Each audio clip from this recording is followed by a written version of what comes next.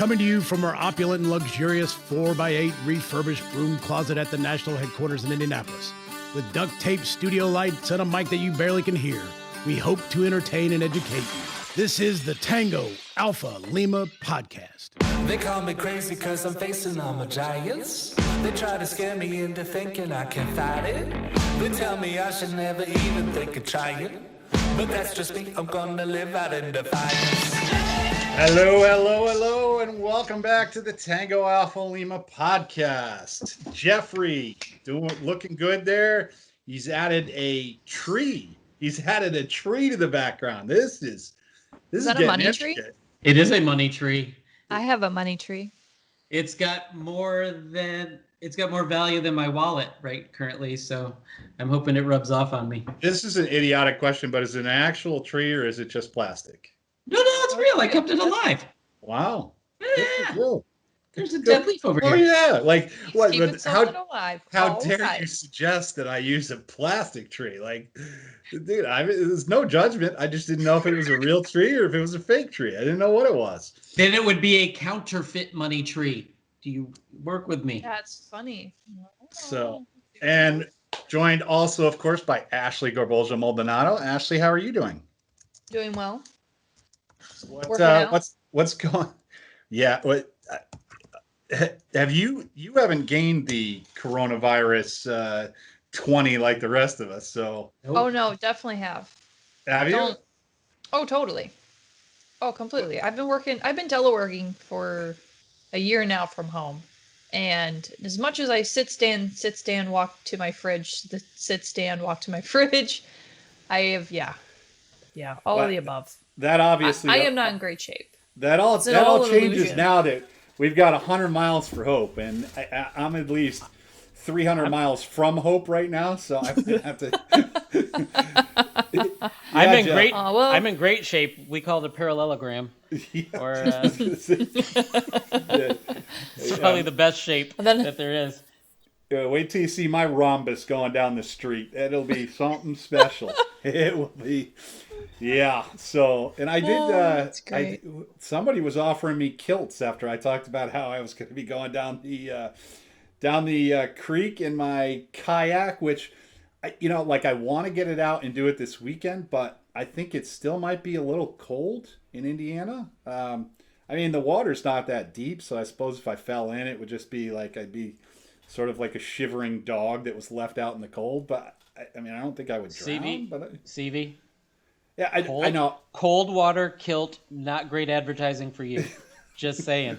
Don't go there. There's nothing better than a burly dude in a kilt, like looking like a wet dog. I'm sure. I feel like you'd have like a really thin, like collared, like kind of like hoodie or something on. You would look so. I'm just picturing something between Highlander and like Aquaman. Like I'm picturing just like this bizarreness between like good. Jason Momoa and Highlander. I'm like.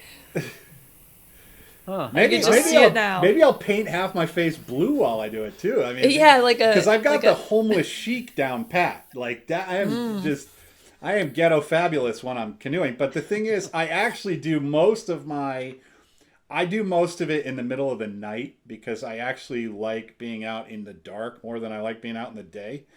But I know the route I'm going to take. By the end, I won't even be paddling. I'll just be sitting there, hoping that the water takes me to where I'm going.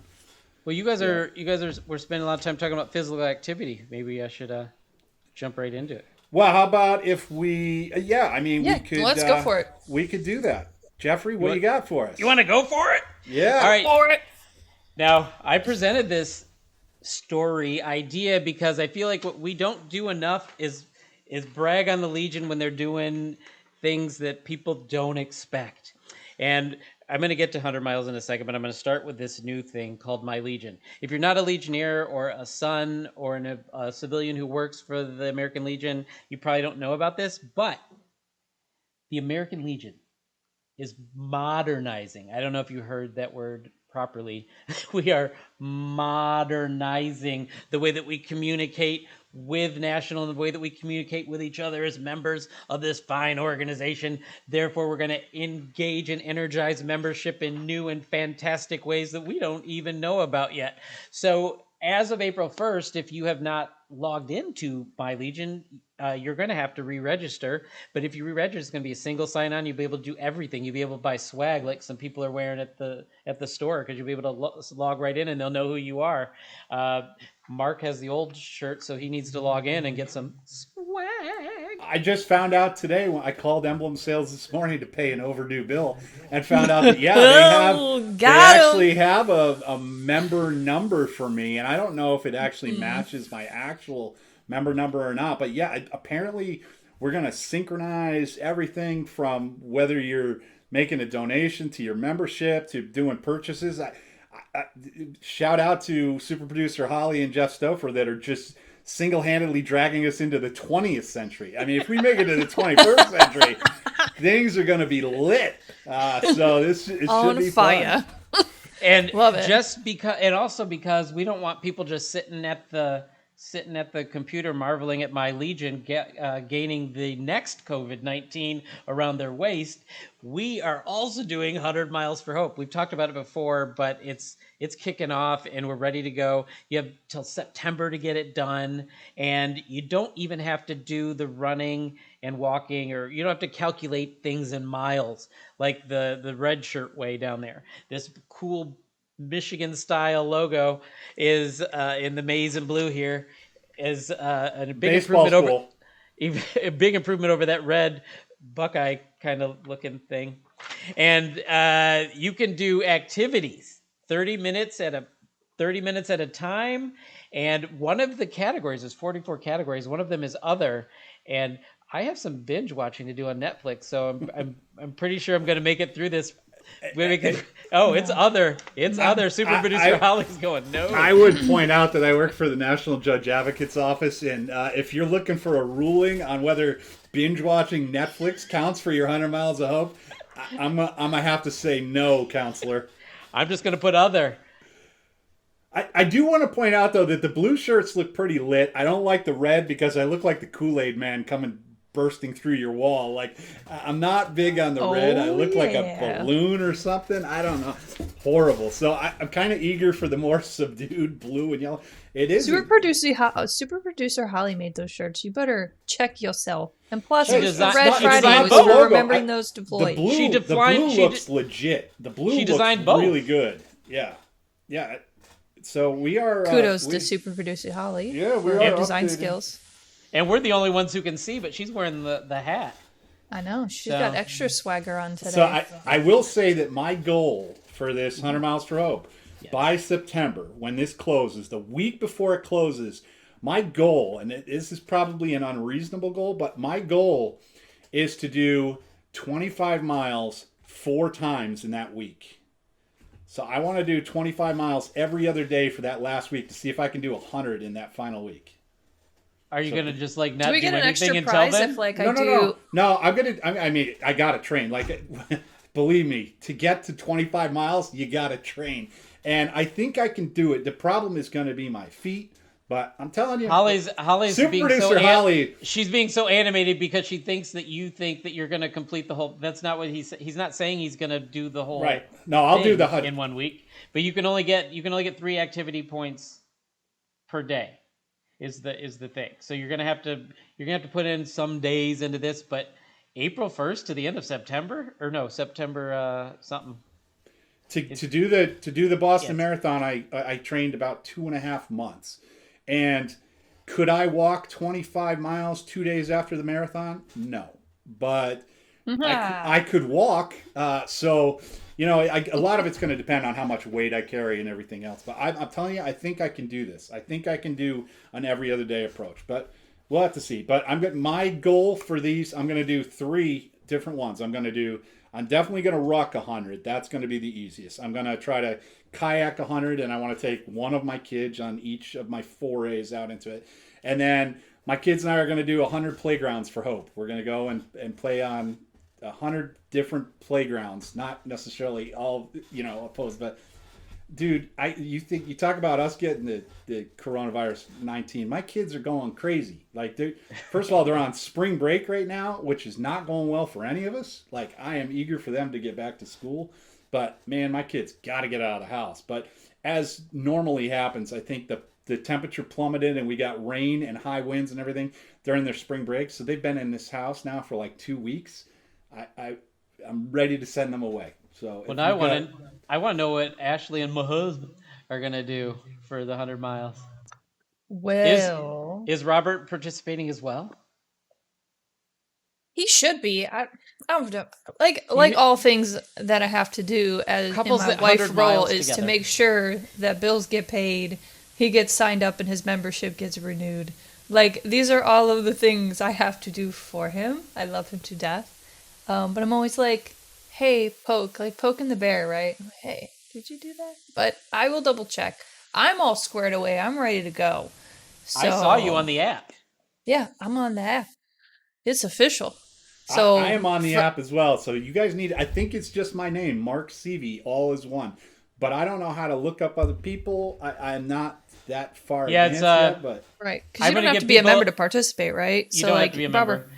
I'm going to give a pro tip because the app shows your first name and last initial. So Mark S could come up more than once. So looking for you. So what I did is I made my first name Jeff Daly. And there's a picture in there, but it's really small. And unless you stick your whole face in there and like, people aren't going to figure out who it is. So if I put Jeff Daly all mushed together as my first name, so I come up as Jeff Daly D. So you'll be able to find me on there, and let's all party together for 100 miles. Yeah. Yeah, I do intend to, like, I already told you guys before, like, I joined a gym. I am working out twice a week. I am, either biking now that the weather's getting nicer here in DC. I'm biking and walking. My goal really is, like, I'd love to lose, like, 15 pounds. People are like, if you see me, people are like, whoa, you don't have 15 pounds to lose. No, I definitely do. Like, when you are not feeling your optimal, right? So, like, that's how I've been feeling. So I am very excited for this challenge. I'm excited to do it with friends and be encouraged. Because I also want to, beat Jeff Daly. So, there's my motivation. I gotta be honest. When I picture Jeff doing this, like, I have such a jaded view of Los Angeles in general. I'm like, I don't even know what you do out there. Like, I don't, like, to me, LA is like a post-apocalyptic wasteland where if you go out, there's like zombies coming at you. And I don't know what you have available to you. Well, I know if for that me, was it's true, easy. If that was true, I could run from them, and then I would get all of my points. I just picture you with like panning over to the camera, donning on a pair of shades, looks like another day in LA, and then you just do, and then like you're just running. On my Jeff Peloton, Daly's Zombie Land. I'm gonna get my Peloton, yes, and and whatever else is trendy right now, that Tidal machine or. Do you have a Peloton? No, I do not have a Peloton. Oh, I was gonna. That would have. It's like, yeah, I got a special trainer. I do it with Barbara Streisand like twice a week. Like, I didn't know where that was going, but yeah. I just think of that SNL skit where they've got the mirror, like the personal trainer in the mirror thing, and then like they have like the different folks that like pop in. They're like, "Have we been in here too long?" I'm like, "Get back to work." This is great for anyone who's interested, who likes a good laugh, follows SNL. Peloton bikes, fitness, all of that. They've got some good skits. So I think it's kind of awesome first of all, we're going to be the best looking National Veterans Organization by far at the end of this. And we're going to have camaraderie above all. And I think next year we should challenge the other ones to see who's going to get better participation. I just do. I'm going to have to suggest that. I'm going to call them out. But this year, I haven't come up with what I'm going to challenge you guys to yet. But I'm going to challenge you both to something. I got to figure out, like, I could send, I don't know. We'll make you wear something. The National Judge Advocate. Our National Judge Advocate sent me 3 text messages in the span of about 10 minutes about 100 Miles for Hope. And he's like, did you register yet? Are you on Kilter yet? Do you have a name on it? And I was like, I don't know what his deal is, so I did it, under duress. I was like, dude, why are you so insistent on this? And he's like, I want to be the first division that has 100% compliance.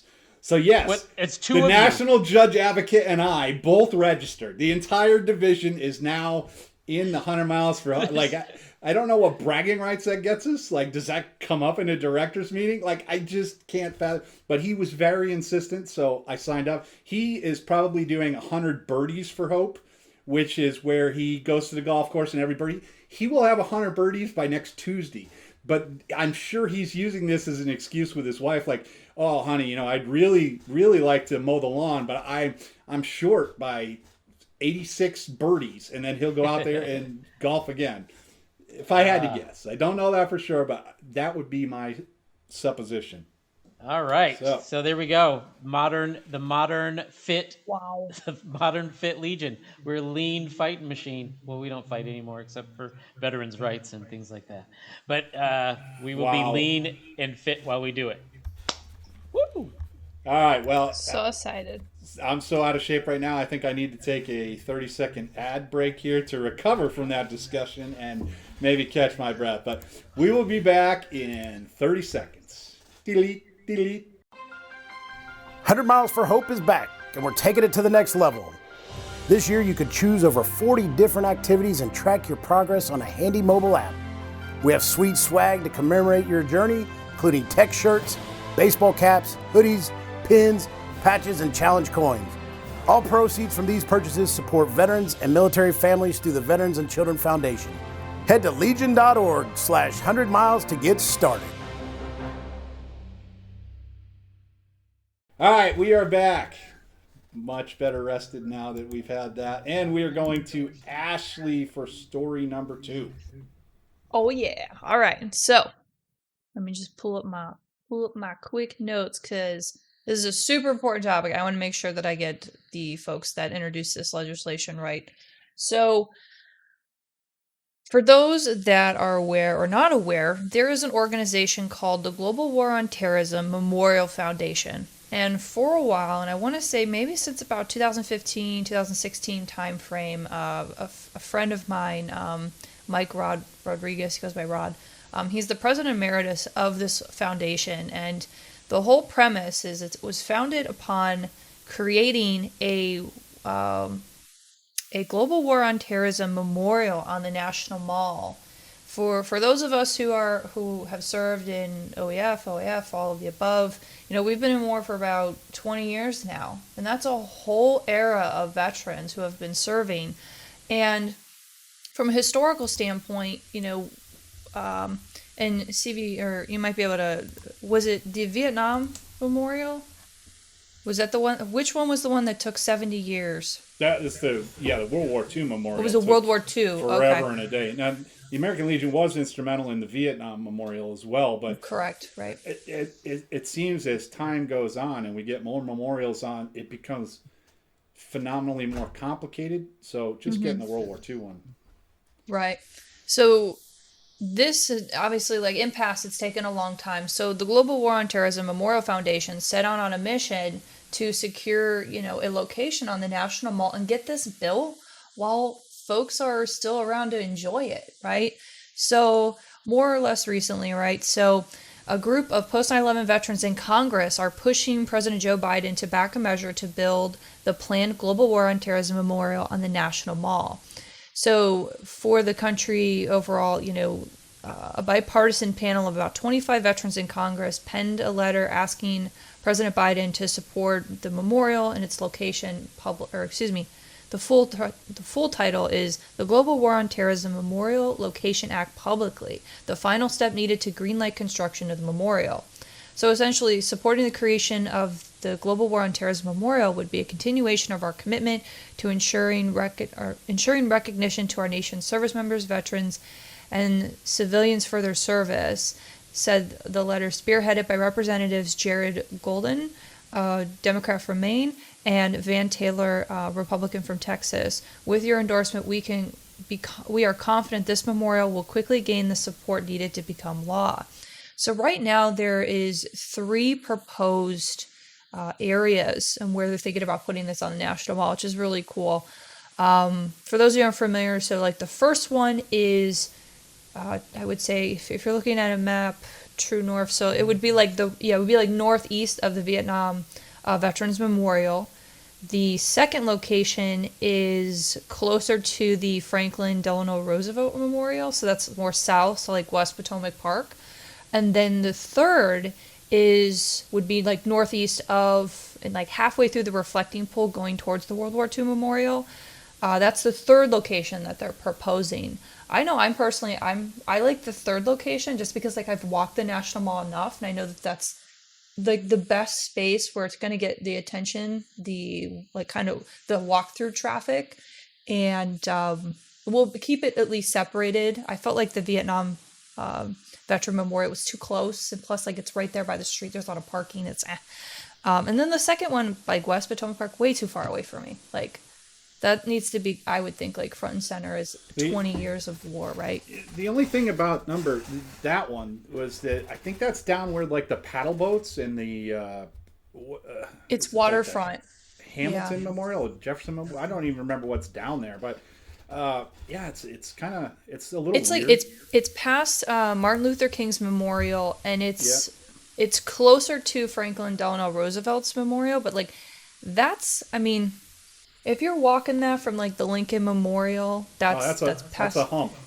I mean, especially if you're with the fam. So I'm really excited for this. Like I've been watching this grow from when Rod first kind of, took over, and he's president emeritus now, but so excited to see this moving because I know American Legion is supporting it as well. And I'm sure, Mark, you have something on it for us, but just want to get your guys' opinion on this. What do you think about this? Well, I've been sitting here like I've missed most of the semester of a course because I have zero idea I don't know them all, and you guys talk about locations 1, 2, northeast, Potomac, place where people battle, and none of it registers with me. So thankfully, Holly's going to link to the map in the show notes as she has chatted with us. My question really about this project is this, and I don't want to seem like a naysayer, as he naysays, but don't most of the memorials happen when the conflict has ended? That's a good point. And could it be a different memorial a year, 2, 5, 10 after this one gets approved? And I don't know. It seems I think we should end it before building something that's memorial being the root word memory, referencing the past. Mm-hmm. And unless we think that it's never going to end, and then it could just be a perpetual memorial. We just have a never-ending water feature.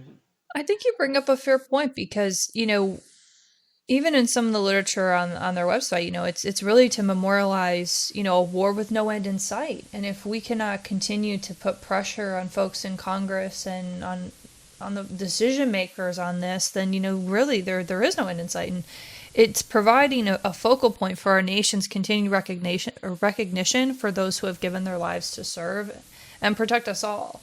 And I think in a way, I see it as a living memorial, if you think about it, right? Because it's the memorial would honor, heal, unite, and empower, and I truly believe that.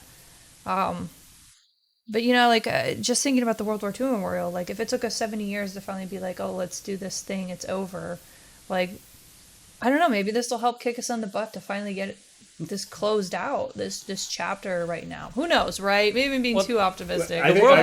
The World War II thing is different. There's somewhere between 70 years after the fact and not done yet. So perhaps getting it approved now for to break ground, when we have victory or whatever. I don't know. Yeah, so here's the thing. Like, they're just looking at getting the location locked down now. Mm-hmm. There's still 27 steps after that before you actually can walk to the memorial. So your point is well taken. We're not out yet, and we'll be discussing that later in the podcast about some of that stuff. But part of it is just it's going to take so long to get this thing built that guys like me probably won't be around when it's going up anyway. But Ashley had mentioned that the American Legion has supported it, and we passed a resolution on this back in 2017, and we've reiterated it quite a bit.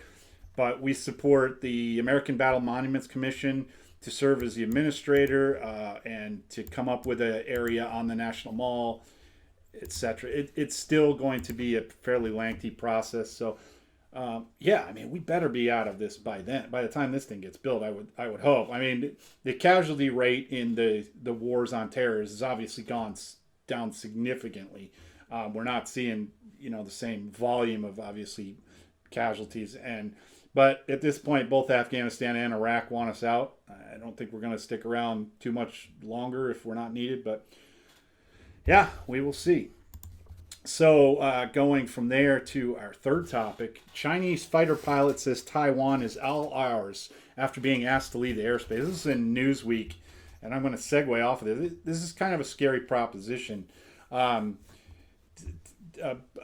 Escort of Chinese fighters flew over the Taiwan Straits and then over Taiwan itself. And when the Taiwan military said, "Hey, you're invading our airspace, get out," the Chinese fighter pilot responded, "This is ours. This is all ours." And that's not great. It's, to anyone paying attention, it's not entirely unexpected. China still maintains that Taiwan is theirs, that there is no separate entity, Taiwan. They did the same thing with Hong Kong, and look how fast China took over Hong Kong. The U.S. has at least tacitly said we will support Taiwan in any way possible, and kudos to the Biden administration. They are definitely stepping up a little more hardcore on this. Not that Trump didn't, and I don't mean to sound it that way, but the Biden administration is taking a pretty hardline approach on this. We do a lot of military battle gaming type things, and right now it doesn't look good for us in terms of being able to counter this. But the Biden administration did send a ambassador to a meeting between Palau and Taiwan that's happening this week. So we're at least taking a hardline approach. But boy, a war with China over Taiwan looks pretty realistic, I think. Now, I don't think it's quite as far-fetched as it has been in the past. But Jeff, what did you think on this one? As I was looking at this story, it reminded me of some of my criticism against the direction that the Marine Corps is going in, and getting rid of tanks, and I believe island hopping warfare was referenced by the current commandant, and he's turning out to be Nostradamus on this, because it looks like it could be happening, and this lighter, more mobile, quick get in and out of skirmishes way in an island environment, it does look like it's going to be a very real and needed solution.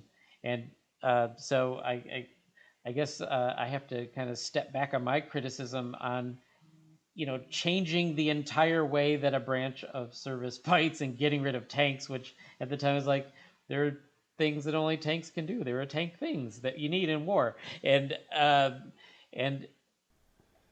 he was right. That's why he's got stars and I had chevrons, I guess. So it's so I will give it to him for that. And I will say publicly on air, and nobody can ever say that I've never done this, I may possibly, potentially, but not 100% certainly could have been wrong. Wow. He wrong. No, just kidding. Wow. Wow. Woo. Ashley, what did you think on this one? Yeah, I think you kind of hit the nail on the head. I think, as the title invokes, there's definitely some flirting with danger here, and it's something I'm gonna be watching very closely, just from like a national security and like policy standpoint, as to how the administration continues to handle some of these, I would say, kind of like aggressive moves, right? It's just tough with China being just such a powerhouse, for lack of a better word. Like, I think for a long time they weren't on radar. Now they're GOP, all the stuff that they've got going on. Or GDP, excuse me, not GOP. I knew thought what they were you both meant. right. GOP. GDP. GDP. Yeah, their GDP Yeah. is wild. I just think about all of the interconnections we have with China, and if something like this were to be that line, it's like, oh boy, ooh, holding my breath, America. Well, you bring up an interesting point. Would an economic war be equally or more devastating than than an actual physical war? I mean, I think so. I mean, if you think about how, I mean, I probably could look all in my office here and tell you. We wouldn't have many of I wouldn't have these my anymore. phone, right. You've got phone, you've got tech. I mean, if you look at all of the things that are being, produced and exported, be tough. I think flags, America would have to look inward, and we would have to invest in our infrastructure, our employment, economic opportunities. Like, we would have to start making stuff at home. You know what I mean? Like, I think that there's a lot of things that would have to happen, but those are just kind of the first few that come to mind. But again, like, this is it literally could have a global. It could literally have a global effect, and because if American workers start having to make things, American workers unionize, and American workers are going to get paid more, and those things are going to cost more. Go ahead, Stevie. The only thing I would say to that is China has nothing to gain from that either. I get 100%.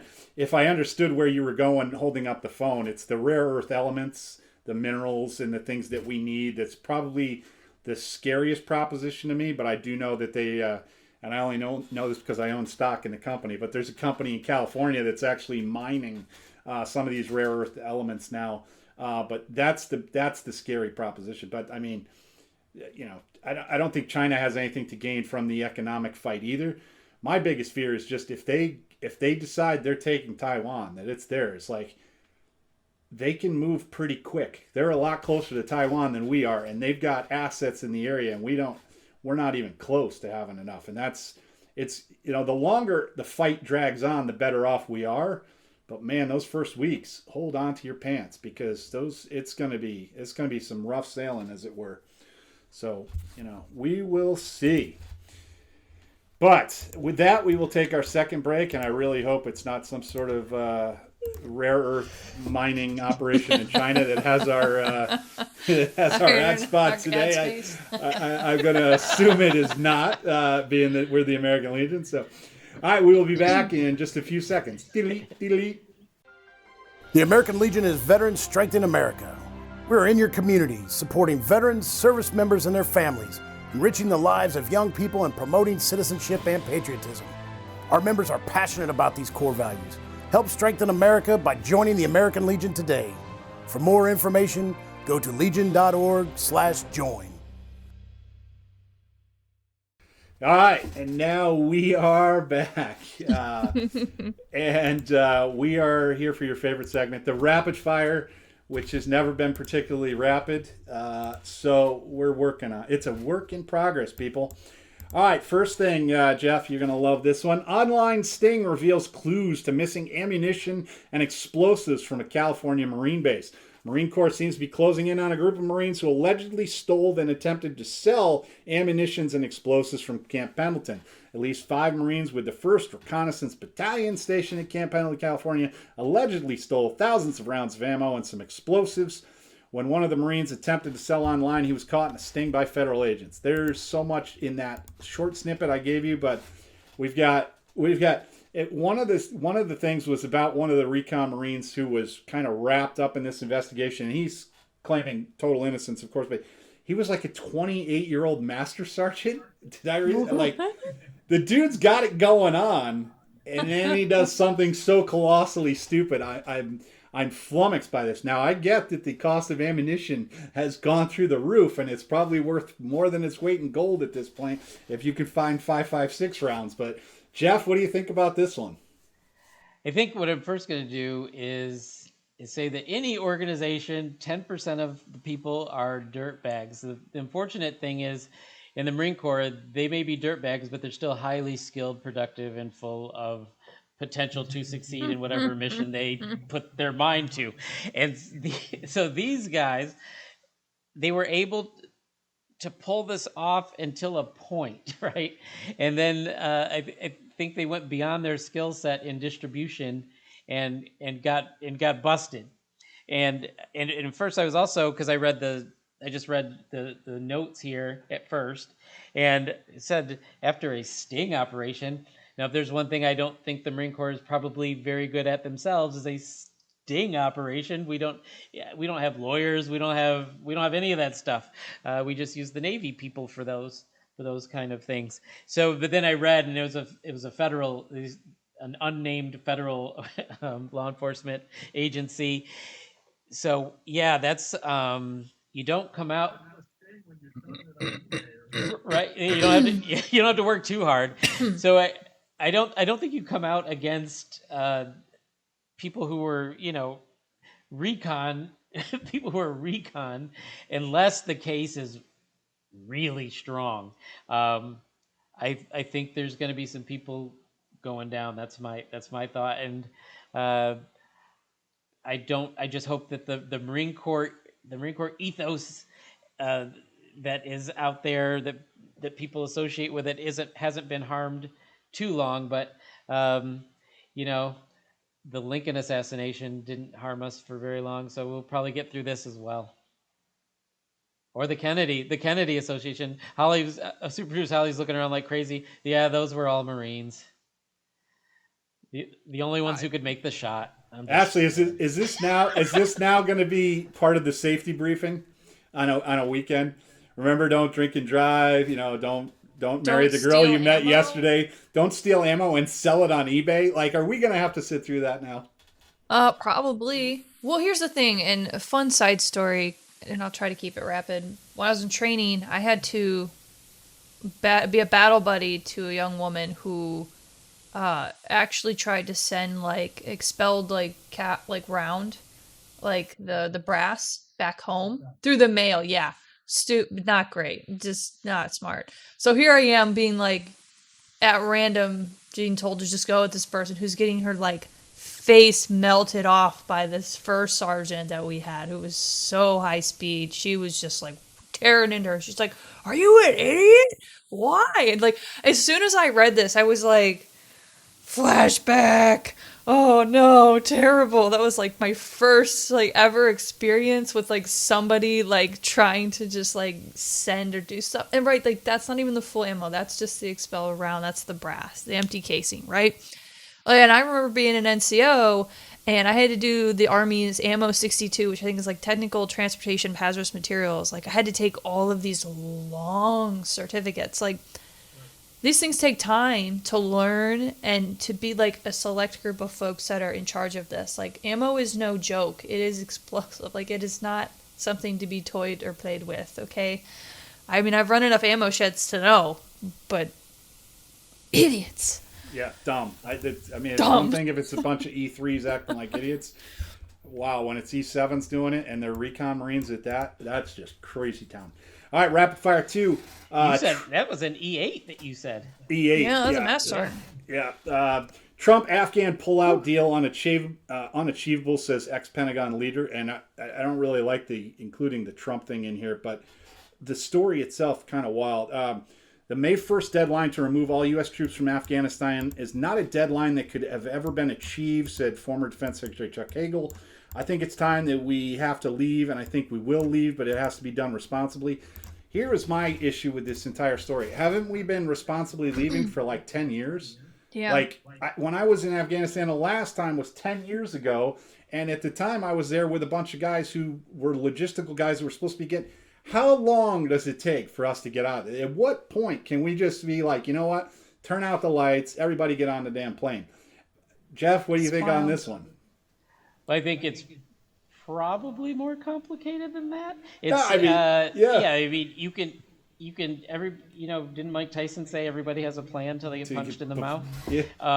So yeah, you can plan, and then things happen, and it can backfire on you. I am curious. I'm curious about this since it's rapid. I want to get to it. I wonder if this is a misprint. It said Hagel was a retired sergeant. No, he was. He was. Yeah, do he you was. He's a how do Vietnam you veteran. Hold, please. Huh? How do you retire as a sergeant? Medical retirement. Medical retirement. Gotcha. I was like, oh, he got in trouble. So, No, he was, no. Chuck Hagel was legit. He was not. I have friends. I have friends like that. Their rank is like a cardiogram. We all have that friend. And somehow we still love them and I care do- for them. I do call them. have a buddy who I'll just say he is well documented with medals. Who did say that the Swedish rank he ever achieved was specialist for the third time. Right. And I'm a big fan of that mentality. But Ashley, what do you got on this one? I think it just kind of rolls back into our second topic, right? We're talking about the, Global War on Terrorism Memorial Foundation and this indefinite, oh yeah, we're trying, but we're not there yet. And that was like 10 years ago. And it's like, when are we just going to put our foot down, right? And,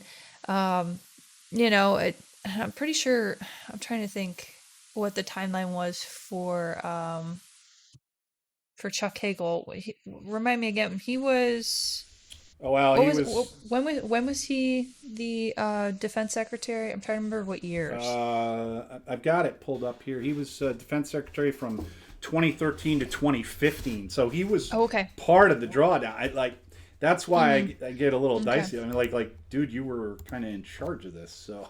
Yeah, and I've met the guy. Actually, fun fact, I got to present a Lifetime Achievement Award to him with the Washington Center. That was really cool. I got to introduce him and read his bio, and that's why I know. No, he was definitely a stud. I mean, he's got I think totally 3 Purple Hearts, and he was in the 7th Infantry Regiment of the 9th Infantry Division.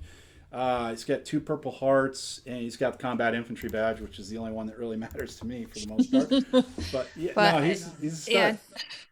Yeah, total stud. I just, this is just such a heavy, you think you're making progress, and then you read this, and you're like, nope, we're still there. We're still here. Hey, guys. You remember there was talk, is Trump going to be able to get all the troops out of Afghanistan by the time the election rolls around?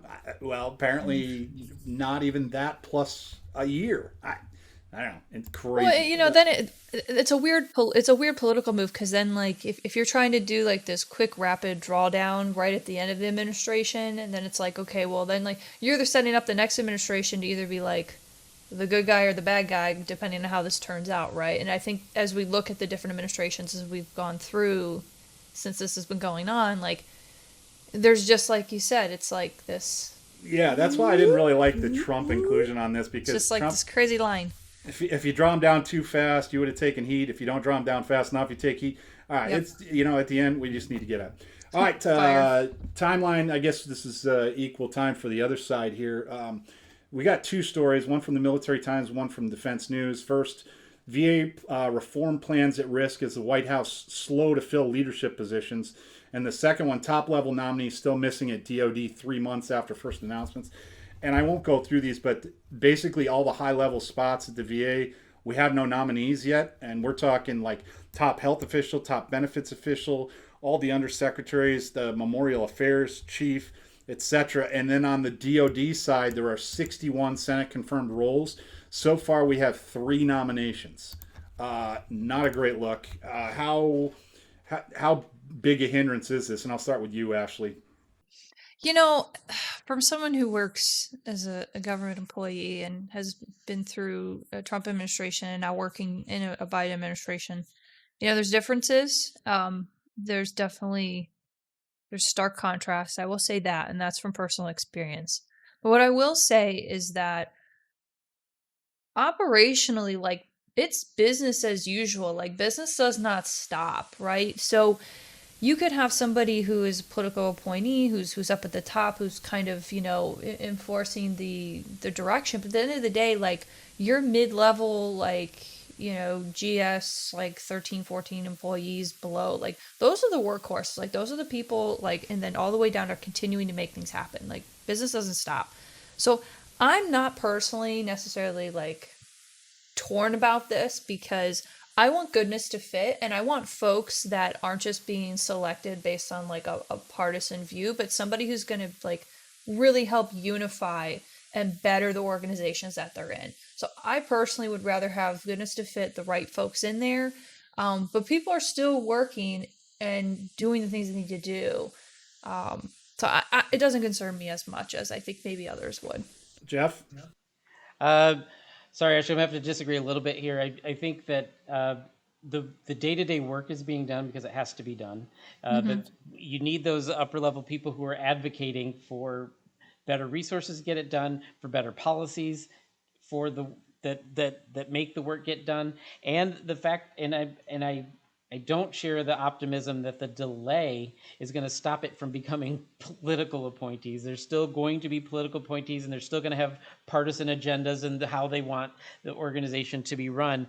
And it's from the outside looking in, it looks like that the Veterans Administration isn't a priority. And because if you only have 3 that have been nominated, because you control both houses and you can get them approved. But to only have 3 of, I think you said 65? 61, 3 of 61 even nominated, to me says it's not a priority. And that's where the tea leaves are sending me, and I think there's a problem, and I'm going to write a resolution when we get off so that I can give CV something to do. So do you think, if the holdup is, okay, so I just want to make sure we're clarifying. So only 3 people in total nominated have gone through selected clear, right? Okay. No. I just want to make sure like that's Only not what we're talking about. 3 have been nominated. Only 3 nominated. So okay. yeah, if it was only 3 had been confirmed, I wouldn't. And I actually agree with both of you on this. With Ashley, in terms of like day to day, I don't think this changes anything. I've never really looked at the political appointees to really provide any of the actual grunt work. But on the other hand, I agree with Jeff that like 3 is just a bad look. Like you got to have. I mean, he got elected in November. We need to have. You have to have a list of people that are competent that can get in there. But this isn't only this administration or anything else. I know they were having trouble under the last administration getting people in there. It was bad enough that I got some emails about it. And it is what it is. But I don't think it changes what actually gets done. But you got to nominate some people, dude. You got to get those people up there. And Jeff's right in terms of and I found it kind of weird the way the article said it was VA reform plans at risk. Yes, any reform plans are at risk when you don't have people there that are going to enact your reforms. Actual getting people the services they need and stuff, that's not going to change. That it's the political appointees are just going to do any reforms that the administration thinks are necessary. I'd rather see the VA with with next to no anyway political appointees. I don't think. I concur. I don't think it's germane, but whatever. Rapid fire number 4. 7 out of 10 Coasties are now vaccinated, the Coast Guard says. More than 2/3 of the Coast Guard's total workforce has been vaccinated as of Friday. More than 600,000 active duty Guard reserve. The only reason I'm bringing this up is, kudos to the Coast Guard. Getting 70% is pretty high That's speed awesome. When we're seeing stories about how 2/3 of Army guys and Marines are like, oh, hell no, I'm not taking that thing. So, Jeff, what do you think of this one? I think, good on the Coasties for that. And I'm going to say it. This is going to be twice in one show, or I'm going to say something people don't expect me to say. You were wrong? No, God, I was only saying that once ever. And it was only the potential for being wrong. I never explicitly said that I was wrong. But in this one, I'm going to say to my Coast Guard people out there, you're leading the way and we all need to follow. I never thought I would say that. Yeah. Yeah. Coast Guard, the fact that the Coast Guard didn't get paid during the shutdown has forever jaded me, I suppose, towards the federal government and in favor of the Coast Guard. Those guys, nobody has done more for less love than the Coast Guard in the history of man, as far as I'm concerned. But Ashley, what did you think on this one? Kudos to my Coasties. That's all I'm saying. Like, Everybody better follow suit. Like, get vaccinated. I just had my first shot. I am so excited. I'm still trying to convince family to get the shot. Get vaccinated, people. Like, armed against COVID. Serious. Oh, like, so we were looking for mail before. Yeah, we're probably gonna get it now. What? Well, here, all right, you want mail? Here, I'll give you mail. I find it absolutely hilarious, the whole discussion about vaccine passports. And I don't want to get into whether the government should mandate all this crap. I don't care about any of that. That's way outside my scope. But I have a vaccine passport, as do you, All of us have had it. That little yellow card that you had to carry from one duty station to the next. And when I went to, the last time when I went to Africa with the Marine Corps, I had to take my little yellow passport and go add yellow fever shots to it. I can't tell you how not terrified of the idea of a passport I am. I totally get that the government shouldn't be involving, like, this is coming from, but the idea of a passport is suddenly going to be the anchor around it. Like, I don't know. I still know where my little yellow vaccine passport is. So it's not quite as terrifying to me as others might, I guess, expect. But I just want everyone to know out there that I have said nothing that these two are saying. Address your mail. I just want to clarify, address your mail folks, to them. My background is in public health. I openly am a pro-vaxxer. That's who I am as a person. Like, I understand not everyone has that same view, but I'm just saying kudos. Like, I just want to be able to spend time with my family a little bit sooner. Like, I just collectively, I think we can do this. And it's been a long year. I welcome the right-wing hate mail because you guys are way behind the left wing on hating on me. I'm not saying anything about the efficacy of having. That's fine, y'all. Just write the letters to me. Right. It's cool. I'm just saying I have a hard time getting too panicky, Pete, about the federal government demanding that I carry around a vaccine passport when I've been doing that for 25 years. It really hasn't changed my life all that much. I kind of don't care, but I get why people are concerned about it, but at the same time, it's like, dude, when you join the military, you do all kinds of crazy things that don't make a lot of sense. Understood. All right, Jeffrey, let's go to you on the shout-out. I know you got one. All right, I'm just going to try to do this one really, really, really quickly. I'm going to mess up this man's name. His name is Bruce Iannucillo. He's 58. He's in the Smithfield, Rhode Island Post number 64.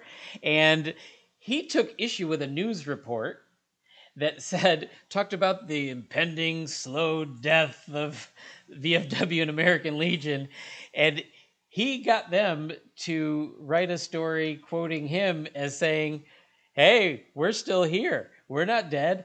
All the veterans in the area are welcome to join. We're waiting for you. And he didn't just say it, like he wasn't just like, oh no, I'll get you back. He mentioned the Legion Act, and he mentioned how the Cold War vets and basically anybody from World War II to still serving is eligible. So I'm giving Bruce, I'm not going to say that last name again in case I say it wrong, but I'm going to shout out Bruce. I'm going to shout out that post there in Smithfield, and I'm going to shout out the news agency that printed one story and then let somebody counter it with a story.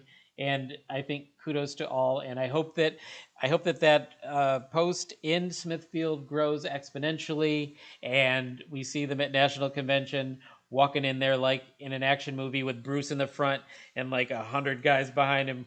Yeah, we're here and we're ready to go. That's my wish. I think isn't Smithfield, Rhode Island, the ham people? Isn't it Smithfield Hams? I believe that's the. Is it the same town? I think it is, but I'm not positive. But Rhode Island is kind of an interesting state either way. Ashley, you got a shout out for us today? I do. So this was an article that we posted about South Dakota uses social media to honor female Legionnaires. So I just wanted to give a quick shout out. Let me find the post really quick. So, for example, March 7, post 207, member Wendy Wayman from Stafford, South Dakota was honored. So, they did kind of this cool mock-up. So just really, kudos to the Department of South Dakota's, Facebook page, Instagram page, on social media, honoring their Legionnaires by showcasing their amazing story. So, kudos. That's from from one of Holly's favorite people. I was going to say, that would be our DSO up there in South Dakota. Yeah, Courtney Van Zanten runs all that. I have named her the face of the Legion. Well, But I also told her that Jarek's giving her a lot of competition. Yeah, he kind of is. Yeah.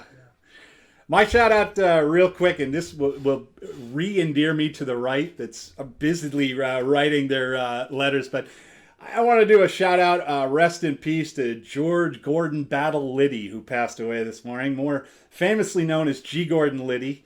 One of my favorite people in the entire world, and his book Will, if you've never read his autobiography Will, it's spectacular. It's one of the reasons I joined the Army, and I met Mr. Liddy on several occasions. I went to his studio several times to meet him, and he was just such a wonderful, wonderful man in person. And rest in peace, sir. He led a heck of a life. His book where he talks about the Watergate break-ins and spending his time in prison. But one of the greatest things about G. Gordon Liddy that I loved was that he was the FBI agent who arrested Dr. Timothy Leary, who started the research into LSD. And despite the fact that G. Gordon Liddy is the one who arrested him, they became lifelong friends. And they went on a tour in the 80s where Mr. Liddy and Dr. Leary would go around to colleges and argue the left-hand point of view and the right-hand point of view, and they were friends. I can't say this enough. Like, we do not need to be enemies with people on the other side of the aisle. G. Gordon Liddy lived that, and I couldn't appreciate it more. So rest in peace, sir. Fair winds and all that. So anything else for the good of the cause, Jeff, Ashley? Oh no, I think you're gonna get more mail now than Ashley. It's be a contest, and Challenge accepted. I'm just I gonna love be our really, listeners. I'm just gonna be really popular. I mean, we're a what? We're you about call a them year in. listeners. I think some folks kind of know what to expect from me. I mean, we had a bingo card, for goodness sakes. Like, you know, there's certain things you expect to come out of my mouth, right? Like, I'll keep it well-rounded, but, like, you know, I'm down. Like, I expected I'm to all see a about it. dog in the background today, and we haven't had one at all. no pups. They're sunbathing right now. Nice. So. All right, folks. Well, thank you. Remember that you can, you always should be, hopefully you're already getting our podcasts on YouTube, Apple Podcasts, Spotify. Make sure you subscribe to it wherever. Actually do all of them. It'll help us. And then when you're on there, don't forget to rate us 5 stars and leave us a review. And you can always send us feedback, and still waiting on those love notes for Jeff. You can intermix them. You should attack me about vaccine passports and send your phone number to Jeff at the same time. Send it the same email. I will make sure it gets routed accordingly. For everyone else, we will see you next week. Bye.